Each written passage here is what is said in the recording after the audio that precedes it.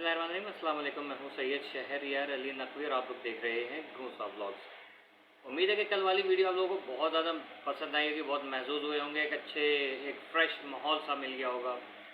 ऐसी और वीडियोस मैं आप लोगों के लिए फेंकूँगा। Thank you so much for your kind support. और कल रात लाइव सेशन में तो बहुत ज़्यादा मज़ा आया, बहुत अच्छा लगा।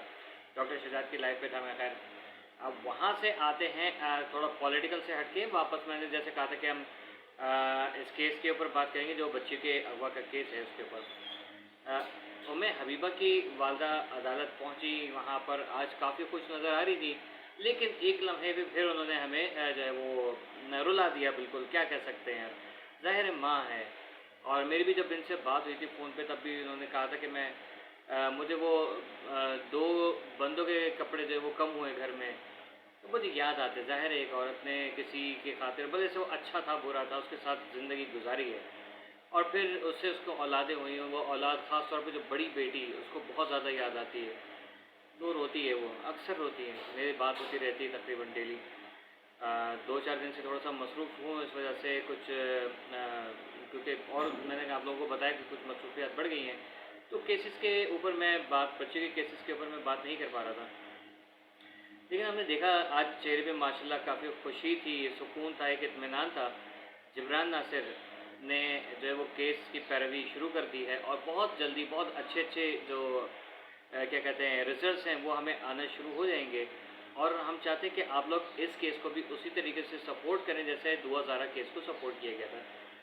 हमें बहुत ज़्यादा उम्मीदें हैं और बहुत देखें इंशाल्लाह बहुत जल्दी ये जो कल्प्रिट्स हैं ये आ जाएंगे अदालत के नरगे में, बहुत जल्दी आ जाएंगे। अभी भाग रहे हैं, ठीक है, धमकियाँ दे रहे हैं फ़ोन पे, ये चीज़ें देखें। मेरी अली काज़मी को भी धमकियाँ मिल रही थी लेकिन वो शेयर नहीं कर रहे थे। बाद में उन्होंने शेयर करना शुरू किया जब हद से बढ़ गए, ठीक है। लेकिन अभी सीन ऐसा है कि यहाँ पर भी वही मामलात हैं कि एक औरत को अकेला सोच के इसको जान से मारने की धमकियाँ दी जा रही हैं। और मेरी तो हुकूमत से सॉरी अदालत से गुजारिश है कि इसको इनकी फैमिली को जो है फ़ौरन प्रोटोकॉल दिया जाए, क्योंकि ये बहुत ज़्यादा ज़रूरी है। जैसे हिजाब ज़हरा के साथ हुआ, इनके साथ कहीं ऐसे कोई मिसहैप ना हो, अल्लाह इनको अपनी ज़मान में रखे। क्योंकि ज़ाहिर है वो एक माँ है, उसने ही पाला है अपने पूरे ख़ानदान को, यानी ख़ानदान से मुराद है फैमिली को, इंक्लूडिंग वो एक निकम्मा नालायक इंसान जो कि इनका शौहर है, ठीक। तो उसको ज़ाहिर है उसको भी पाला, वो ज़्यादा बेहतर जानती है कि उसने क्या कुछ ख्वाब देखे होंगे जो कि इन लोगों ने ख़ास तौर पे जो इनका हस्बैंड है उसने जो है वो सारा चकनाचूर कर दिया। अगर ये साथ में होता इनके तो आज मेरा ख़्याल में ये केस कहीं का कहीं पहुंचा हुआ होता। लेकिन वो घर का जो बंदा है वही जब मुखालफत करे तो फिर क्या कहें। हमें बहुत अच्छे तरीके से याद है कि जब हज़रत नूह अलैहिस्सलाम की कश्ती का वाक़या हुआ था, जब तूफ़ान आ रहा था, तो आपने अपने बेटे से कहा था कि भाई तुम भी कश्ती में चढ़ जाओ, तो उसने इनकार कर दिया। उसने कहा मैं तो पहाड़ पे चढ़ जाऊँगा। वो बहुत सारे बहाने बनाए उसने, लेकिन अल्लाह ताला ने फिर कहा कि बिला आखिर कि भाई ये तो है ही हलाक होने वालों में से, तो तुम इसका गम ना करो, ठीक है। तो तुम आगे बढ़ो और अपना जो कश्ती है उसको लेके चलो। तो वही हुआ कि वो हज़रत नूह का बेटा जो है वो हलाक हुआ। फिर हज़रत लूत अलैहिस्सलाम की जो बीवी का वाक़या था कि जब वो अल्लाह ताला ने कहा कि तुम रात की तारीकी में निकल जाओ और पलट के नहीं देखना, तो क्योंकि उनकी बीवी जो थी वो थी ही भटक जाने वालों में से, तो उसने फिर भी पलट के देखा और उसके ऊपर भी वो अज़ाब आया और पत्थर की बन गई या पत्थर उसके ऊपर बरसे। वो जो 2 रिवायत हैं उसके हिसाब से।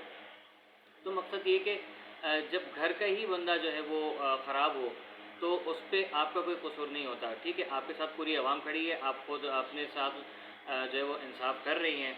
और क्या कहते हैं आपके साथ एक बहुत बेहतरीन इंसान आके खड़ा हो गया। मैं क्या बोलूँ, लाहौर में जो है फैयाज़ राम में आपके केस की पैरवी कर रहे हैं और यहाँ पर जो है वो आपका क्या कहते हैं जिब्रान नासिर साहब इसकी पैरवी कर रहे हैं। तो वो ये एक बहुत ही बेहतरीन किस्म का जो है वो कॉम्बिनेशन है।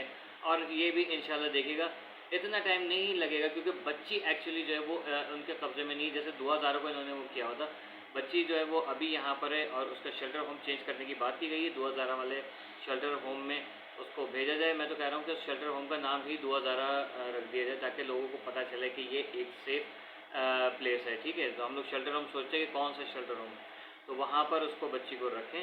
और उसको जो है वो इंशाल्लाह देखिएगा, उसके ऊपर सारा जो भूत सवार है ना वो बच्ची के ऊपर वो भी ख़त्म हो जाएगा।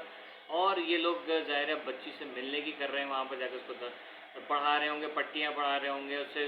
आपको पता है कि ऐसे लोग क्या कुछ नहीं करते, ठीक है। तो बच्ची अभी बहुत छोटी है, 13 साल की 14 साल की बच्ची कोई उम्र नहीं होती। मैं एक टीचर रह चुका हूँ, मैं एक टीचर हूँ, और मुझे पता है कि 13 साल की बच्ची में और एक 16 साल की बच्ची में मेंटालिटी कितनी चेंज होती है। मेच्योरिटी और इमेच्योरिटी का सवाल होता है, ठीक है। फिर वही आप 20 साल की लड़की को और 16 साल की लड़की को कंपेयर करें आपस में, तो उसमें कितना डिफरेंस होगा। तो 13 साल की बच्ची जो है वो बहुत बचकाना जहन होता है। 13 साल की लड़की हो या लड़का हो, बहुत कच्ची उम्र होती है, और इसमें बंदे को जो पढ़ाया जाए या जो उसके फीड किया जाए या जो उसको दिखाया जाए तो वो वही करता है, ठीक है। इंशाल्लाह इस केस पे मज़ीद बात होगी, और जैसे ही हम फ्री होते हैं आपके पास नई नई चीज़ें लेकर आएंगे। और आज फिर मैं एक कराची व्लॉग के नाम से एक और व्लॉग करने वाला हूँ थोड़ी देर में, वो भी आप लोग ज़रूर देखिएगा।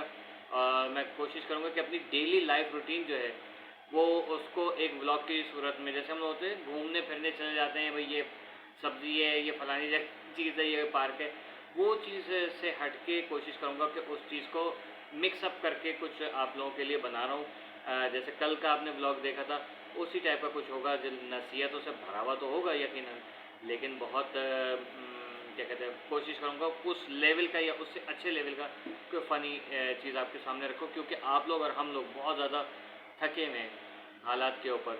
अभी मुझे एक सियासी व्लॉग करना है, उसके ऊपर भी मैं ज़रा वीडियो अपलोड करूँगा, और इंशाल्लाह कराची व्लॉग उसके बाद, ठीक है। Keep watching Ghosa vlogs. और हाँ, अगर आप लोग बहुत ज़्यादा शौकीन हैं नावल पढ़ने के, ऑनलाइन नावल पढ़ना चाहते हैं, तो नीचे डिस्क्रिप्शन में एक लिंक है जो कि मेरी सिस्टर ने नावल लिखा है, और उनका जो उनके नावल जो हैं वो माशाल्लाह इस वक्त बहुत अच्छी उनको पज़ीराई मिल रही है, ठीक है। तो आप लोगों से गुजारिश है कि वो वहाँ पर जाइए इनकिट पे, और लिंक पे जाइएगा, और वहाँ से जाके सब्सक्राइब करके और नावल पढ़िएगा, और साथ में कमेंट्स और लाइक्स ज़रूर दीजिएगा ताकि हौसला अफजाई हो। और ये पाकिस्तान से वाहिद, मेरे ख़्याल में हाँ, पाकिस्तान से वाहिद नावल है जिसको इतनी पज़ीराई अभी तक मिली है और इतना अच्छा पढ़ा जा रहा है, ठीक है।